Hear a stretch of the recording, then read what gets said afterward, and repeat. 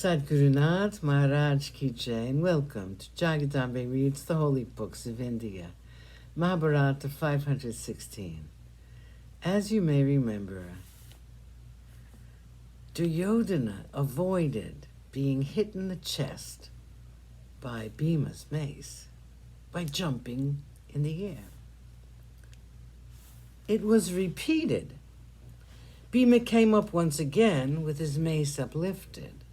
Again, Duryodhana sprang up into the air to dodge the blow. When he was leaping up, Bhima hit him on his beautiful thighs. At one fell blow, the thighs of Duryodhana were broken. He fell on the ground like a serpent whose waist had been crushed. Duryodhana lay on the ground like Aruna, the divine charioteer of the sun. The sky resounded with sudden peals of thunder. The very earth quaked in protest at this injustice done in a fight. It was a very wrong thing to do. Bhima killed Duryodhana by unfair means. It was not appreciated by people who believed in fairness, but Bhima was wild with joy.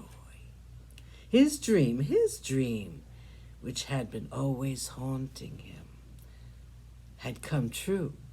He had broken the thighs of Duryodhana as he had sworn to do 14 years ago. He jumped for joy. It was terrible to see him. He looked like someone not of this world. He rushed up to the fallen monarch and placed his foot on that beautiful head. He said, "All of you laughed at me and danced when we left Hastinapura. You and your dear brothers called me cow. I have not forgotten it. I swore that someday I would place my foot on your head. I have done it now."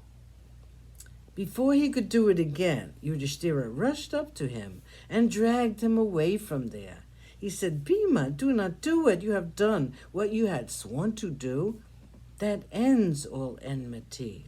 This act is an insult to Duryodhana. He's a king. He's your brother. He is the son of the house of Kurus. He was the lord of 11 Akshokinis. He's lost everything. And it is not right that you should do this to him when he's down. He is not to be insulted. I will not allow it. I'm not pleased with this insult you have offered to a fallen monarch." His eyes were full of tears.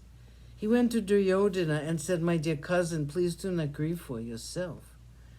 You have lost everything you had, and now you are on the ground, about to lose your life. This is no fault of ours, but it is all because of you.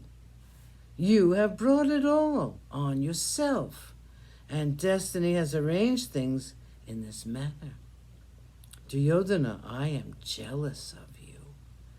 You will reach the heavens while we have to live on this earth, which is bereft of all her glory. I salute you, King of the world." Yudhishthira gave way to the grief in his heart. He was so unhappy to see the ruin of the world because of this one man. And now, his ruin too. The king was now on the ground, his thighs broken by Bhima. It was a great tragedy, and Yudhishthira, with his gentle nature, could not bear it. Chapter 8, Balarama's Wrath. Balarama was furious with Bhima for his unfair fighting. He said, "Bhima, you've today brought disgrace to your guru by doing what you have done. You've hit your opponent below the waist. It is the meanest action on the part of a fighter, and I'm going to kill you for it. You've killed my beloved pupil by unfair means. I will avenge the death of Duryodhana." Balarama lifted up the plow, his personal weapon, and rushed at Bhima. Krishna rushed up to him and stopped him by holding him back with his arms thrown about him. Krishna said, "My lord, forbear from this fury. What Bhima did was right." Sadgurunath Maharaj Ki Jai.